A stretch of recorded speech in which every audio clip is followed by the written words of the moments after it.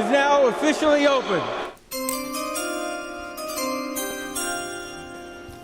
With the 26th pick of the 2023 NFL Draft, the Cowboys select. What are the Cowboys going to do? Are they going to trade down to get an earlier pick, possibly draft Bijan Robinson? Or are they going to stay at the number 26 spot and get another position that they need? I'm going to talk about all that in the 26th episode of the Banganator podcast.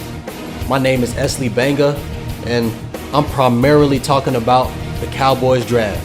It's draft time, and I'm excited. I can't wait. I'm eager for the draft to come. I can't wait to see who they get. I'm talking Texas Longhorns football, since they just had their spring game. I'm talking Dallas Stars, because they in playoff mode right now. So let's get to it. So when it comes to the Cowboys draft candidates, I'm just going based off of who the Cowboys have visited the most and shown the most interest in, who they have talked to the most, mock drafts all over the place.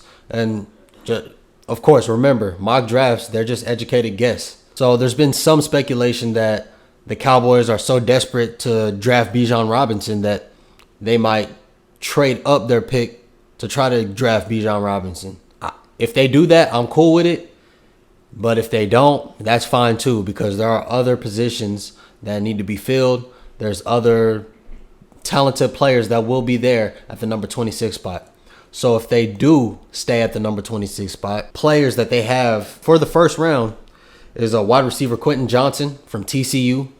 I saw him play a little bit, especially during the postseason, the bowl game and college football playoffs. And he's pretty good. Wide receiver, Zay Flowers from Boston College. Offensive guard, Steve Avila. I hope I'm saying that right, from TCU. And they need O-linemen. Edge rusher, Will McDonald from Iowa State. Cornerback, Emmanuel Forbes from Mississippi State. Also a potential draft candidate for that number 26 spot. Tight end, Dalton Kincaid from Notre Dame. I saw some of his highlights, and he looks like a mini Gronkowski. So if we get him, he'll probably be our starter. Like I said before, we have two tight ends that are really good already on our roster. We'll see what happens. Some round 2 candidates are players like cornerback Tyreek Stevenson from Miami, linebacker Trenton Simpson from Clemson, wide receiver Marvin Sims from Oklahoma, and one of my favorite players, running back Devon Achane from Texas A&M. They brought him in a private workout, and I'm sure he showed off that speed. I was watching Devon Achane at A&M whenever we were watching A&M games on Saturday with my wife.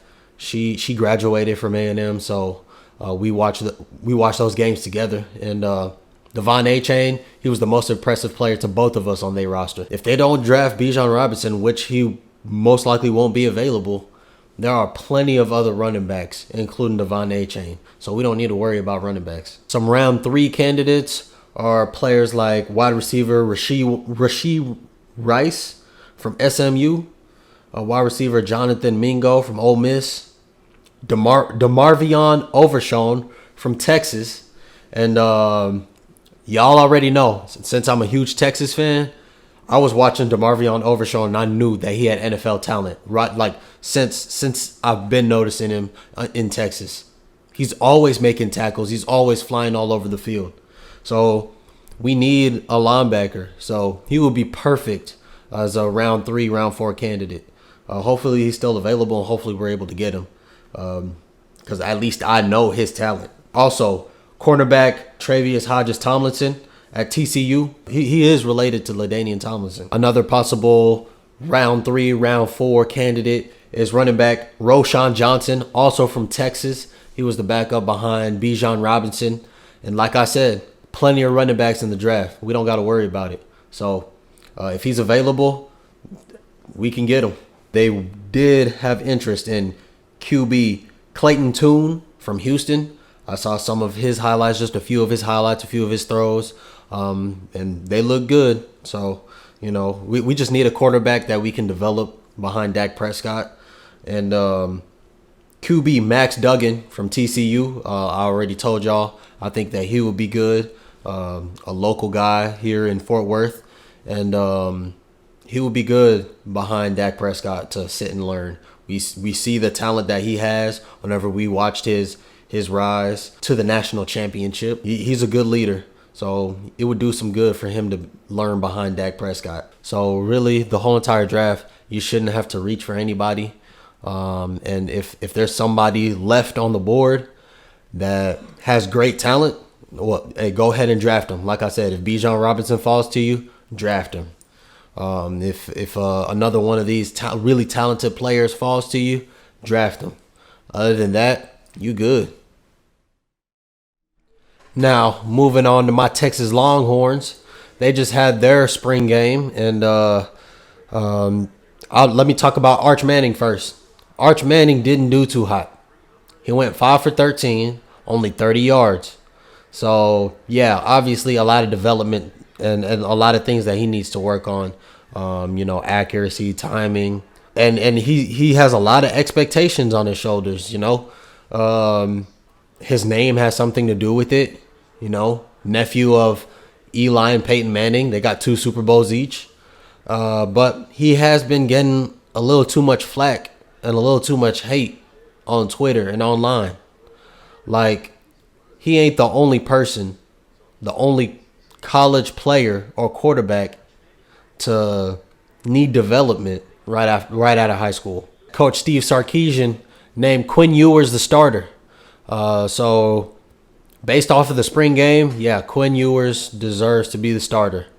Again, like I said, I wish that Arch Manning got to have some work with the starters, but it'll have to do. So the next time we'll see him in action is going to be in the fall. So can't wait. It's going to be a hell of a season. And I'm going to briefly talk about the Dallas Stars real quick. They are in the playoffs right now, the Stanley Cup playoffs, and they're making noise in Dallas. They're making noise in the AAC because another team who also plays in the American Airlines Center can't make the playoffs.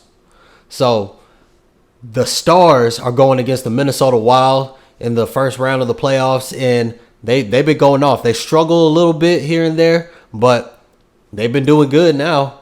They lost game 1, won game 2, lost game 3, and then tied the series back up 2-2 in game 4. And then come game 5, they won again. We won game 5 4-0. So it was a shutout. Jason Robertson, he scored a goal. Tyler Sagan scored a goal. Ty Dellandrea scored a goal. And Mason Marchment scored a goal. 4-0. I thought with how the series was going, I thought they would at least score a goal or two, the Minnesota Wild. But nah, we got it. So we took the lead in the series 3-2.